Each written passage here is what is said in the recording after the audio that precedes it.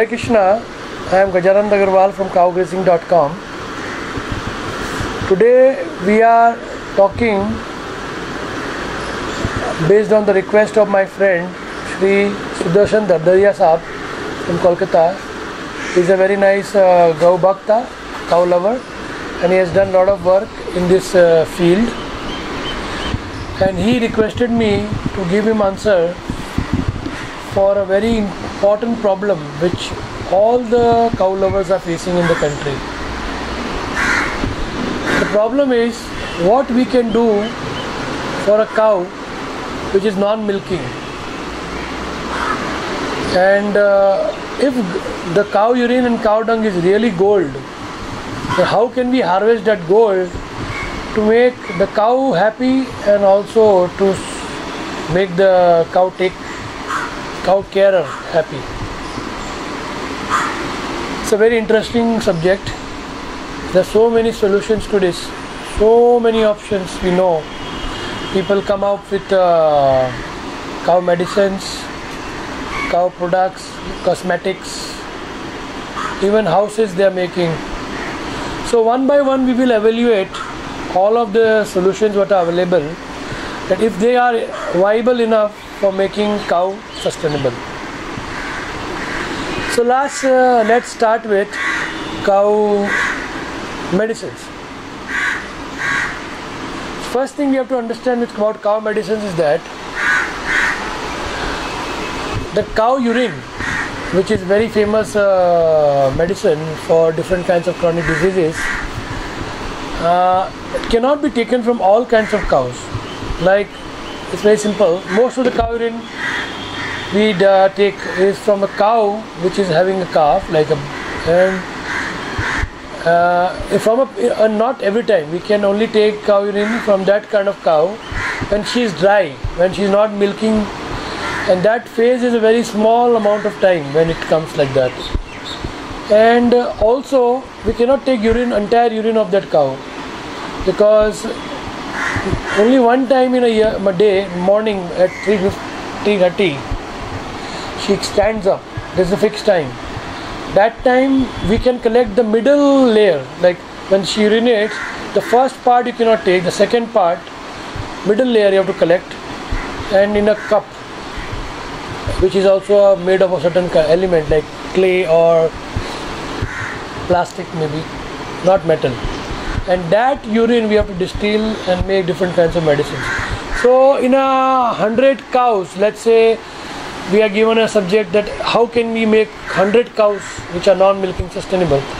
So it is not necessary we may get that kind of cows, and especially when the cow is having a calf, that means it's a milking cow maybe, So these 100 cows do not have a solution in the sense of therapy is concerned and medicine, but of course we can make medicines which we can apply on a body.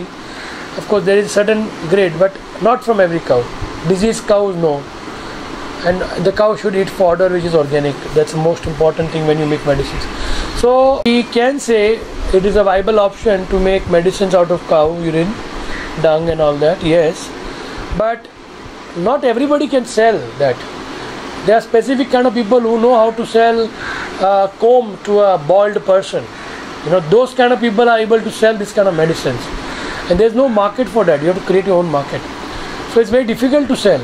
And even if you make a medicine goshala of products like soaps and all that, cosmetic powder and all that, or different things, still we cannot say the whole India can do that. It's not a solution for entire India. Maybe a solution for 100 cows. So we are here looking for a solution for entire India's cows. So let's reject this idea of medicine and cosmetic products, because it's not for the entire India. And also when a person drinks cow urine, he can drink 5 to 10 ml per day, maybe 20 ml. So 1 liter of cow urine he will consume in 1.5 months, 90 to 100 days. So there is a very small slow sale in this product. So it cannot be called as a good option for earning enough to sustain a cow and a cow take carer. Second option, we can make pesticides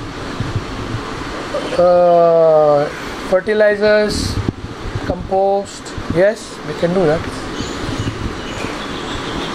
But again, farmers who buy this compost and pesticide, they do not have too much money. So it's very difficult to look for a proper market where you can sell this. Of course, we can do it. It can sustain a lot. But there are only very few Goshalas in India which are able to do that, because they are very smart. The owners of the Goshala are smart to sell, so needs a certain amount of skill to sell that kind of thing. And they are able to, but they are not sustainable 100% with that. And it can be possible, we can make it sustainable, but it's very difficult. Not everyone can do it. It's very clear, not everyone can do it. Some people can do it. And in that, they are not super profitable. Maximum they can do is sustain or break even the cost. So that's another idea we have to reject. The third idea is people can make houses, cow plasters. My friend Dr. Shiv Malik has done an interesting job of making some plaster bricks which you can put all over your house or flooring, and that can help in making a non-radiation free house, and it keeps cool. Very nice, good product, good market, but again not enough production or enough demand for that, and it's a pushing product. You have to push this product. All these things are three things we discussed. You have to push these things. There is no proper market, a demand supply. You have to push these things. It's very difficult, not everyone can do it.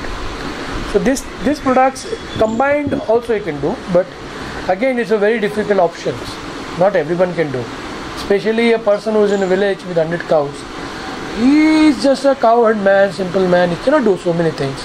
Also it needs a lot of machinery. You have to buy so much machinery, and if you are not able to produce enough or sell enough, you lose so much money and you spoil the name of Gau Mata, that she is not sustainable.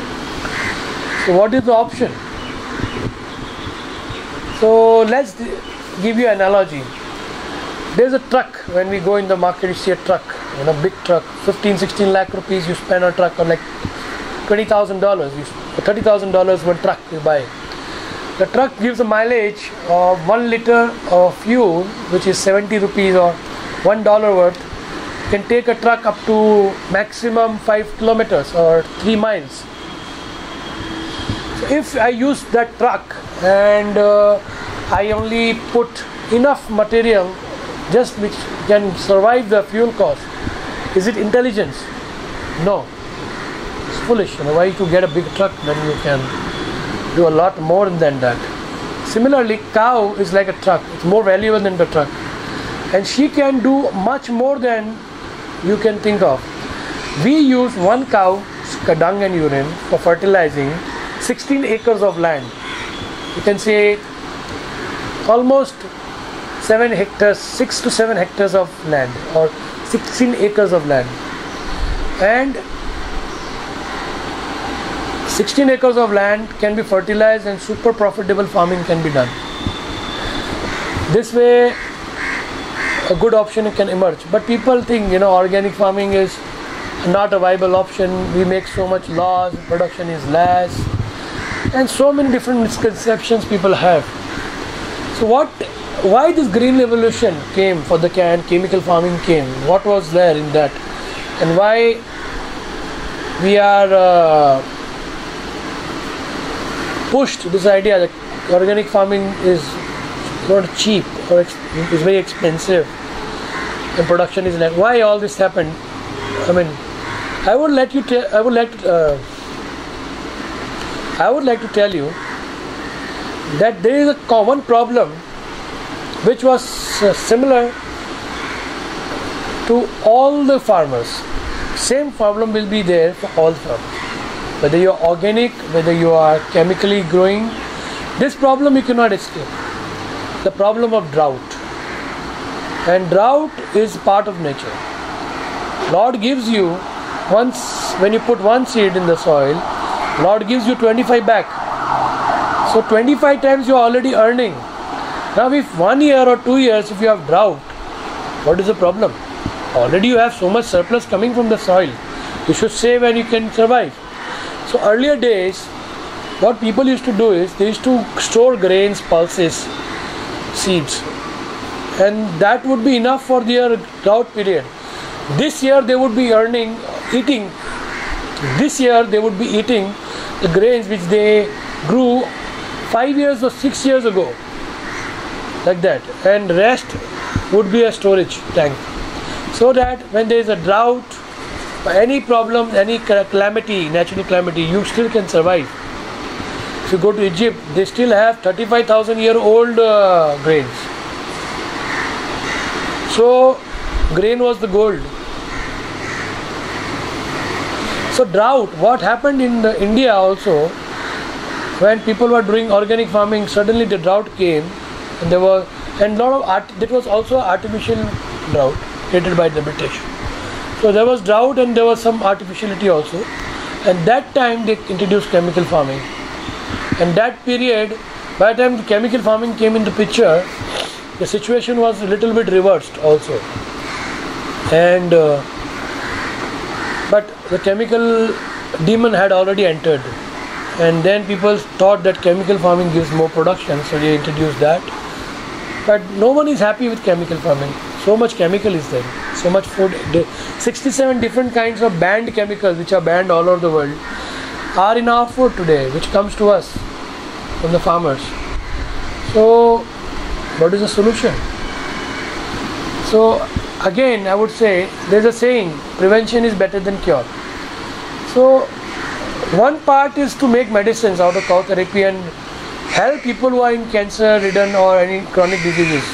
Of course, that is one option. But how about we grow organic food which is itself healing and you don't need any medicines? That's much better option. Secondly, when you grow food, then you don't have to push it.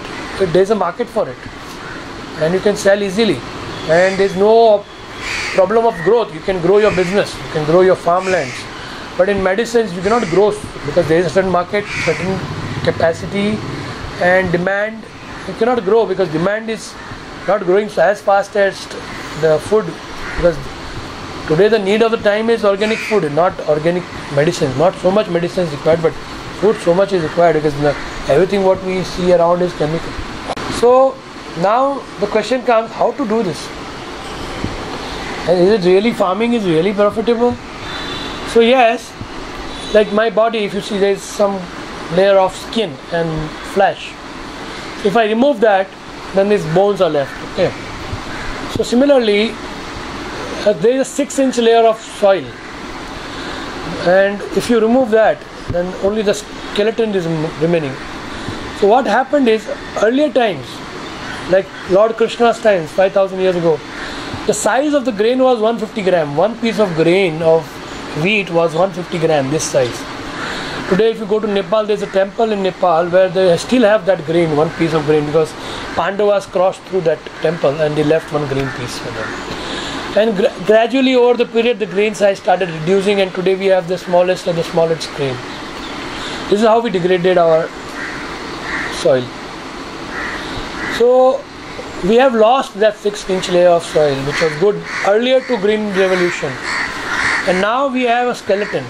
So when you do farming, organic farming on skeleton with cow dung, when you do farming on skeleton with cow dung, and first year definitely the production is less, because you are doing farming on the skeleton of the soil, not on the soil itself. And third year or third year onwards, the production increases and it can double or triple also. This is what we have noticed. So we have to start soon, we have to start now, so that we can do the repair work and achieve the sustainability. But how much income can we make? So I'll give you an analogy. In 1 acre of land, if you do mixed farming, multi-cropping of different varieties of trees, fruits, vegetables, pulses, the production is good, and you can make more money. For example, if you grow a mango tree, then there are only 40 or 80 mango trees you can put with a gap of 20 feet. So that cannot give you a sustainable income per acre. But if you put other trees like banana between the two mangoes, And if you put a papaya between the two papaya, mango, bananas, like that, if you can do mixed cropping of 50 varieties of fruit trees and other wood value trees, in 1 acre you can achieve 2000 trees. And if you grow properly, intense farming, you can go up to 3,500 trees per acre. Because in banana, today I put a banana tree and it will grow 6 months. After 6 months, it is half size. So now I can grow another banana between the two bananas. And by the time this 6 months tree will become 12 months and the fruit is harvesting, by that time the second tree will be already of 6 months, and this initial tree can be cut down for compost. Similarly, if you like, you can do intense farming, 3,500 we can do, but let's say we'll do 1,500 trees. In the first year we have noticed the production per tree was around 50 kilos. And second it was increased. Third year it came up to around 150 to 125 kilo per tree of fruit. So in an acre, if you do 1,500 trees, 100 kilo per tree is the production.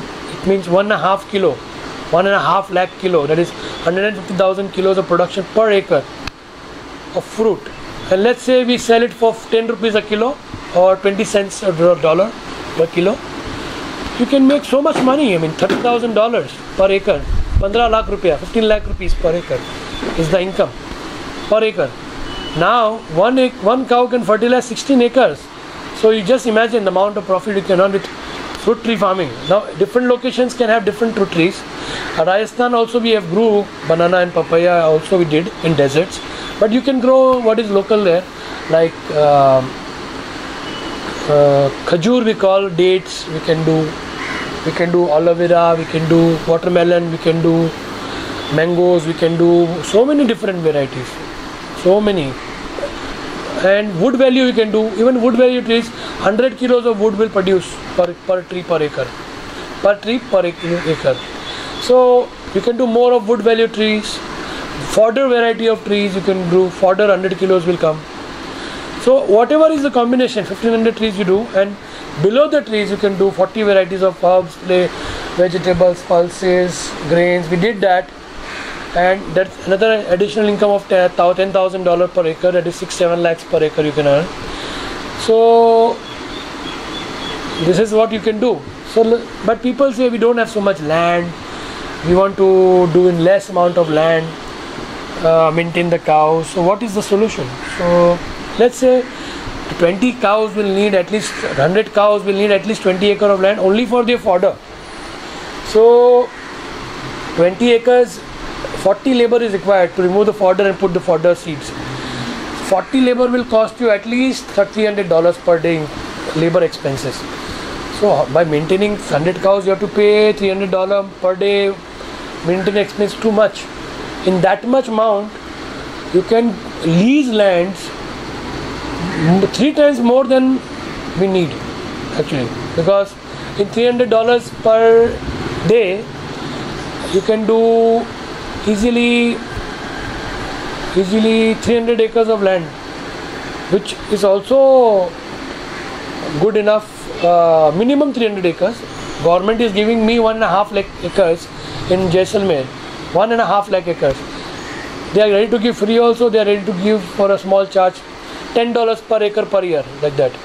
16 acres will need $160.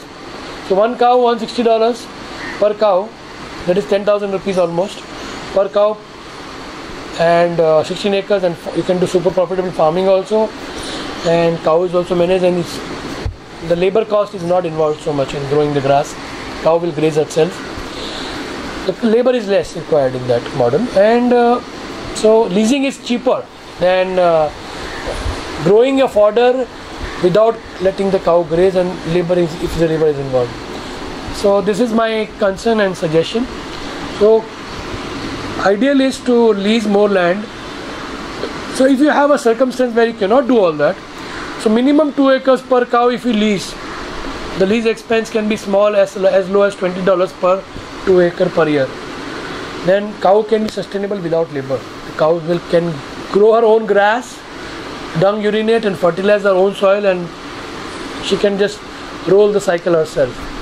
So this is minimum. So if you do 4 acres per cow, Then 2 acres you dedicate for the cow and 2 acres for your farming. And then also you can earn around $60,000-$70,000 for 4 acres per cow. That's a good income also with fruit tree farming, mischief farming, with mixed multi-crop farming. This is minimum you can do, and if you can do more, it's better because you can utilize the same cow dung for a larger scale. Then 16 acres, up to 18 acres, 20 acres also you can do. Depends how good your present soil is. So my suggestion is this, that other options are needing pushing, which is not viable for everyone. Because India has 4 crore cows. That is 40 million cows at present, and India has 90 crore acre of land, that is 900 million acres of land. So if we can use the entire land and we put all the cows in place, India can grow enough food, not for this, not just alone for India, for entire world, and 3 worlds, not for just entire world, for 3 worlds they can grow. Alone India can grow with their cows and the land. Like for example, New Zealand is a developed country, and the New Zealand developed country is growing 9 times more food than they need, and they export to Britain, Australia, and the whole Europe is dependent on their food for their survival. So if New Zealand can be a developed country just based on agriculture, why not India? And second thing is, as per the world research, 42% of the best agricultural land of the entire world is in India. So India already has 42% of the world's best land. So why are we stepping back? Why are we getting into something unsustainable and staying hungry? We can use our land, make the whole India fertile, more whole India agricultural economy, and grow whole world for the whole food for the whole world, agricultural economy, and grow food for the whole world, and manage the whole world food supply. So that's what I suggest, and that is the only solution, because food everybody needs, medicine not everybody needs. Only 0.5% of the population may need the medicine, but the whole world needs food and organic food, and that comes from cow dung, and that's the need of the time, and that's what we need to do with the cows. And we have to make the best use of the cows. And then other things we should do, of course, we should make cow soaps, but it is a bonus. Like 1% we can do that, but not as a need, as a desperate need to be survive for a survival. Because survival is done, you can carry alone with the food. This is just bonus. The dairy is a bonus. Cow dung products are bonus. Food is important. That's the only way we can make cows sustainable. We can give the cows to the villagers. We can take care of their needs for the first year because the production is less that time. And once they are okay, then we leave them and the whole villages can become sustainable. We can put 100 cows in a village of 1600 acres and support them financially a little bit in the first year, and then they will be on their own, and you can buy out their food at their cost. That is the way you can support and sell, and still you will be able to sell organic food cheaper than chemically grown. This is my experience. So please do that. If you have any questions, you can always send us a mail and WhatsApp us on our mobile number 0091 9819019019. I thank you for hearing me and patiently and with all my love and affection. If you will give me any other services, I will definitely try to be in your service. If you have any questions, please do ask us. Thank you. Hare Krishna.